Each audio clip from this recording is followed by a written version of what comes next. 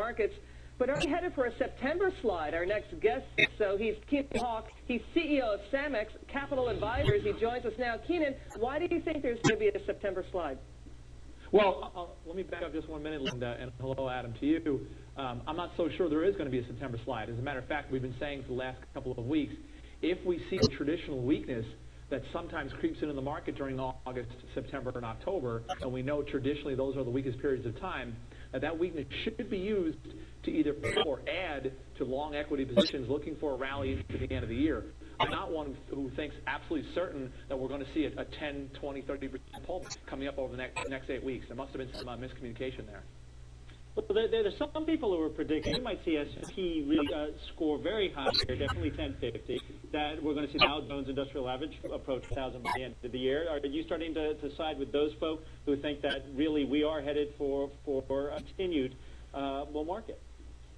Yeah, Adam, we are, and I'm not so sure you want to label it a bull market. This could simply be a continuation of a very long multi-month bear market rally. We've seen a few more of these throughout history that really run to extended periods. But whatever you label it, back on July 23rd, when the S&P firmly broke above that 956 area, that area that had capped it both in November of 08, January of 09, a couple times in June of 09, and it broke through there with some volume, and the rally started to broaden out. That brought us into the rally, and since, like I've said, we've been thinking that we're going to see some higher prices.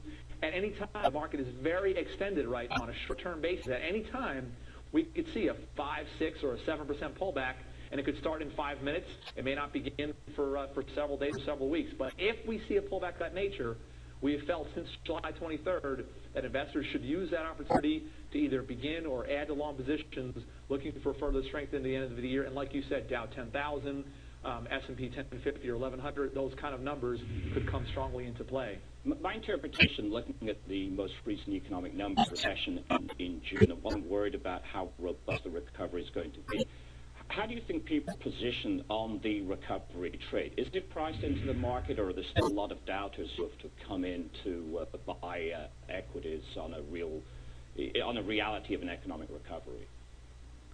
Well, I think there's a lot of doubters that are sitting on the sidelines still. However, the stock market, the great thing about the stock market is that it's going to go ridiculously above and ridiculously below what makes economic and fundamental business sense, and it does it all of the time over a multi-decade look at the stock market. And I expect now to be any different. If right now the economic recovery is going to be somewhat tepid and not as robust as we have seen in other periods of American history, the stock market may have priced all of that in. That doesn't mean the market's going to stop going higher, however. Investors will get irrational. They will get a little ridiculous. They'll take some areas that have been doing well since March, such as China, some other emerging markets, semiconductors, and some other technology stocks.